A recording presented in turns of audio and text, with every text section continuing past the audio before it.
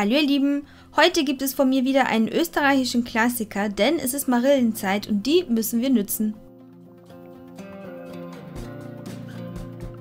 Wir brauchen Semmelbrösel, Butter und etwas Puderzucker, Topfen bzw. Quark für den Teig, Mehl, Grieß, ein Eigelb und eine Prise Salz, frische, reife Marillen und den dazugehörigen Zucker. Ich habe hier bosnischen Zucker, den habe ich zerkleinert. Ich habe nämlich eine Menge davon zu Hause.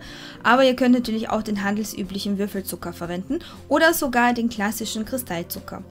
Zum Topfen gebt ihr jetzt das Eigelb dazu und ich gebe euch den Tipp, dass ihr Eigelb und Topfen zunächst miteinander verrührt. Ich vergesse das nämlich jedes Mal und erst dann die anderen trockenen Zutaten, also Mehl und Grieß, hinzufügt. Dann habt ihr am Ende auch keine gelben Klümpchen im Teig. Die Prise Salz habe ich gleich nach dem Eigelb hinzugefügt, die solltet ihr nicht auslassen, die spielt nämlich eine Rolle für den Geschmack des Teiges. Und jetzt wird alles gut miteinander vermengt. Ich verwende dafür ganz gerne meine Hände, weil ich dann einfach ein Gefühl für den Teig habe und wenn er so aussieht, ist er bereit.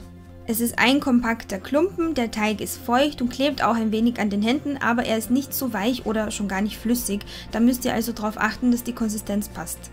Deckt ihn mit Frischhaltefolie so ab, dass diese ihn an der Oberfläche berührt und stellt ihn für 10 bis 15 Minuten kühl. In der Zwischenzeit könnt ihr schon mal die Marillen bzw. Aprikosen entkernen und mit Zucker befüllen.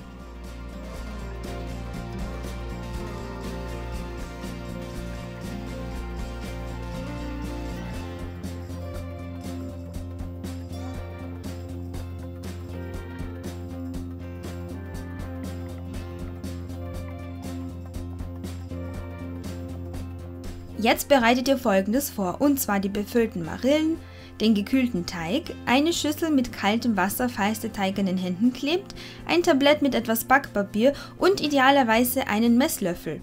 Das ist ein Kaffeemesslöffel, den verwende ich gerne zum Portionieren von Teigen, und zwar nehme ich hier 3 volle Messlöffel pro Knödel und das ist einfach deswegen praktisch, weil dann alle Knödel die gleiche Größe haben und es sieht einfach hübscher aus.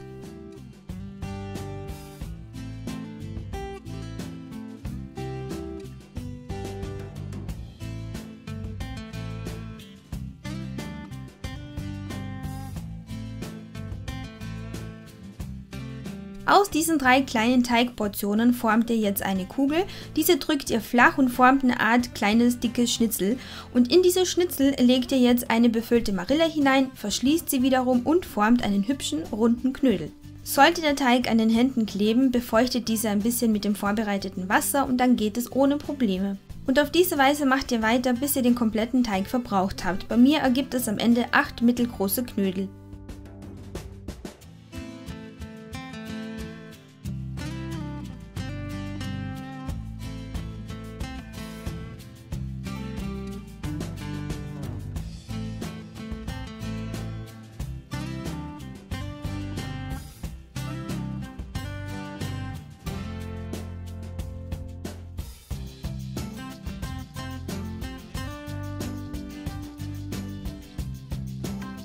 Deckt die fertigen Knödel ab, damit sie an der Oberfläche nicht austrocknen und stellt sie für ungefähr eine halbe Stunde kühl.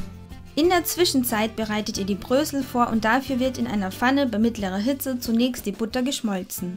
Jetzt braucht ihr ein bisschen Zeit und Geduld, denn jetzt werden die Semmelbrösel immer wieder gewendet und umgerührt, bis sie am Ende eine goldgelbe oder honiggelbe Farbe angenommen haben und das solltet ihr unbedingt bei mittlerer Stufe machen, das ist bei mir Stufe 5 von 9, damit sie nicht anbrennen. Ich bestreue sie am Ende mit ein bisschen Puderzucker, damit sie leicht süßlich schmecken und sie sind bereit.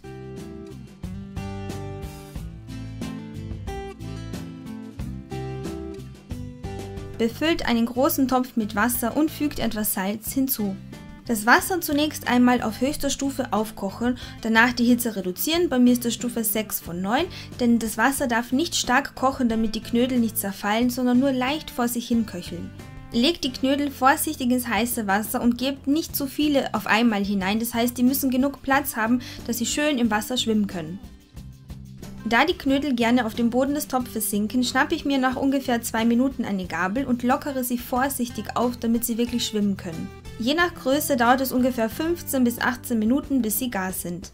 Ist das der Fall, lasst ihr sie gut abtropfen, wendet sie in den vorbereiteten Butterbröseln und bestreut sie mit Puderzucker.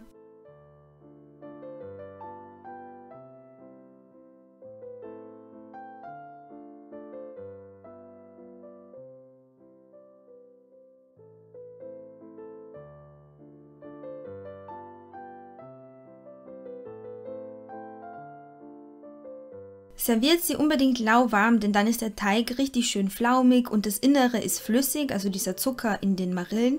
Und das ist halt einfach eine Kombination, Leute, ich sag's euch, das ist Geschmacksexplosion pur. Das ist mein Grundrezept, das ihr je nach Saison mit anderen Früchten befüllen könnt. Zum Beispiel mit Erdbeeren, mit Zwetschgen oder auch mit Nougat und Schokostückchen. Klappt auch super und schmeckt Bombe. Wenn euch dieses Video gefallen hat, gebt mir einen Daumen hoch, abonniert meinen Kanal und wenn ihr immer noch nicht genug habt von meinen Rezepten, dann würde es mich freuen, wenn ihr mich auf Instagram besucht, denn dort findet ihr viele kurze, knackige Rezepte, die es hier auf YouTube nicht gibt. Vielen Dank fürs Zusehen und wir sehen uns im nächsten Video.